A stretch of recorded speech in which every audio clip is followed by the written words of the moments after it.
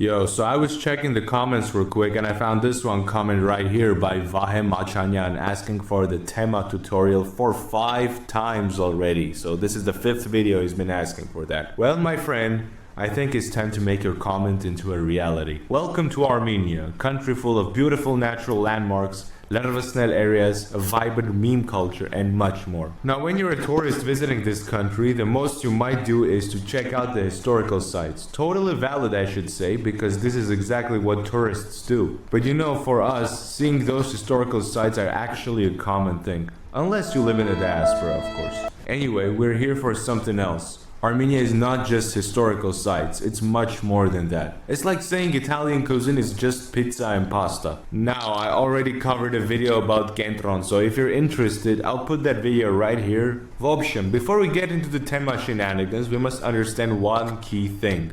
Armenian Panyats. Now, this is generally the unwritten law or code that many Armenians either know or follow. It comes from the criminal underground back during the Soviet Union. Originally a code on how prisoners behave or should behave, it blended into the society because, let's face it, most were the intelligent class, but it all changed when this guy right here, Brezhnev, came to power.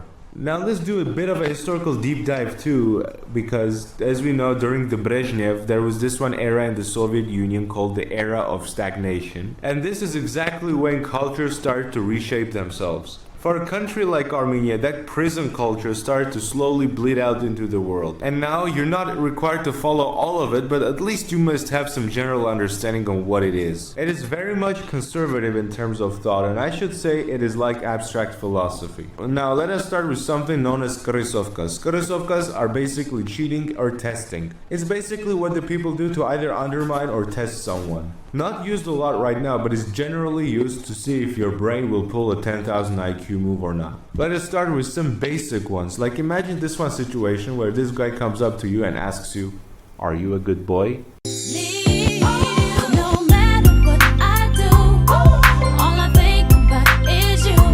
As sus as it sounds, it actually means that the guy's questioning your manlyhood.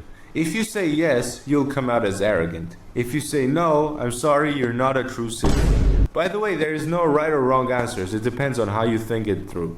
The most common answers are like, "Go ask my friends," or "Why? Are you doubting?" Like, so it's basically up to you on what to answer and what's right and what's wrong. Always remember, you need to come out dry from the river.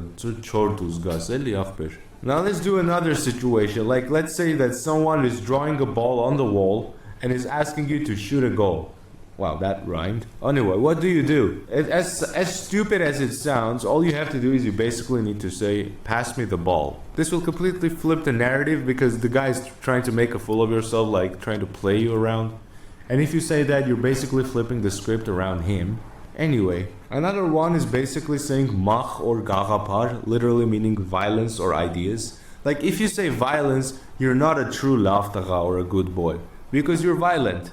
A true man, according to those standards, is a balance of wisdom and strength. He would say machidem mach, garaparidem garapar, or as we say, wisdom to wisdom and violence to violence.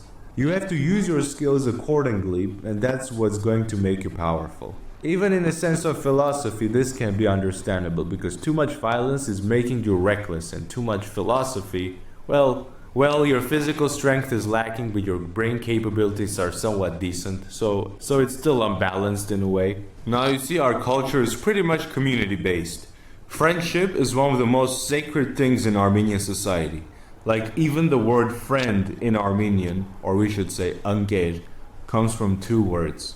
Und, meaning together, and ger, meaning to eat. So a friend usually means a person who shares food with you. Now let's look at this in a more philosophical way, because why not? We're not just talking about food here, we're talking about a shared experience. Although, I would go for some decent horolots today. A friend is someone who stays with you even when your odds are against you. A loyal companion who sees you at your lowest and is still standing with you. A friend group is called a sherjapat, a kutok or a karug. You basically choose it yourself. I personally say sherjapat. Friends are always here to help each other out in different situations, even favors. And each favor has a Magharich. So like when you ask someone to do a favor for you, you're basically asking that person to do something good for you. And as a reward for that, you do a Magharich for him. So a Magharich can be either a Gref, which means like to give something to someone, a gift anyway, or something else, maybe inviting him over for a drink, or I don't know, you tell me. That's called Lavutyan, takits, which means to do something good in return anyway.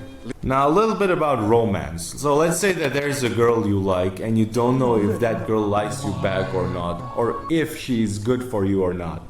This is where your friends come to play. Basically gathering as much intel on the girl as possible. Now this is not stalking, but this is through word of mouth. Talking to people, friends of hers, or even rumors that can work, or we can say sulukhner. If there are sulukhner that are bad, that means you're cooked, my guy, if you pursue her. Because then a new sulukh might rise, and it will be like, oh my god, you're doing this. And it's all basically tied to the past, anyway. It will bleed onto you. The power does not lie in stalking, but the ultimate quest to find yourself a Maqur axjik. And always remember, a laftaga should always date a Maqur axjik, because that's just how it is. Now a little bit about swear words, because us Armenians, we take them very seriously. Unlike, let's say, in America, where swearing is so normalized as part of your daily speech, in Armenia, if you tend to swear a lot, you're considered a weak person, and that is zapadlo. Zapadlo means something that will create bad reputation or is bad reputation, and it comes in a spectrum. If that zapadlo thing is very bad, it can turn into a Pitno. And a Pitno stays with you for the rest of your life. Meanwhile, zapadlo things can be cured. Swear words are divided into two parts. It's either a kafur or a khlesh. A khlesh is an intensified version of the kafur, and it typically involves a family member. You don't say those. Not just swearing is a sin, but it's also zapadlo and is potentially a pitno for you. And if you said it, you practically escalated a fight. Because let's look at it from the opposite party. If someone khaleshed you, will you take it lightly? Of course not. Specifically when family members, especially mothers, are considered sacred. Remember, whatever you say, you must be held responsible for it. And that is called Atchot. So you always need to have Atchot for whatever you say. Now, my friend, let's get back to your comment right here. And I would say this is actually a very goated idea. And I believe that this should be addressed because this will create a banger video. And so let us talk about temas, shall we? Now, unlike anywhere else where you fight right away, temas are literally the ritualized form of conflicts. It means beef, a showdown, whatever you want to call it. You basically choose a PvP arena, day, time, and you show up. However, always remember this, never escalate it into a physical fight. Try to solve it diplomatically. If nothing works out, then brace yourself. Because even violence can be questioned. Just like in international relations, when you declare war on a country, you basically need to have a casus belli, or a justification for war. Attacking without it can be framed as zapadlo and can be a pitno. And you may be excluded from the society by being too reckless, or we should say, banned in a way. Pro tip, always remember one thing. You are always right even when you're wrong. You must know your way with words to an extent that you will always come out of the lake dry. Now this divides people into two broad categories.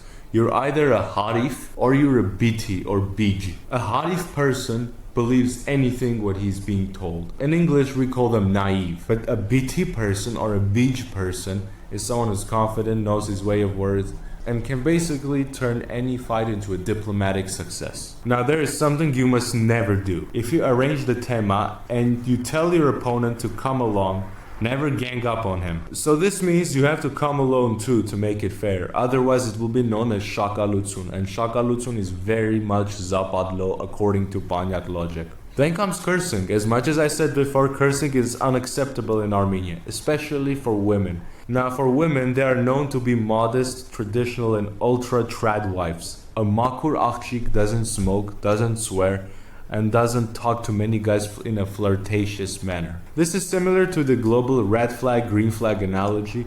This one is much more united as a code or something, and is pretty much conservative in a way. So there you have it, Akhberjan, a small crash course on Armenian Panyats. I hope you liked the video. Make sure to smash that like button, and I'll see you guys at the next video. Davайте, Akhberjan. Mesela. բայց ափսոս չեմ կարող գտնել սրտիդ բանալի Քեզ սիրեմ, քեզ շորեմ Ամուր սեղմեմ իմ կրծքի Իմ տանջանքն իմ սերը Պատմեմ համայն աշխարհ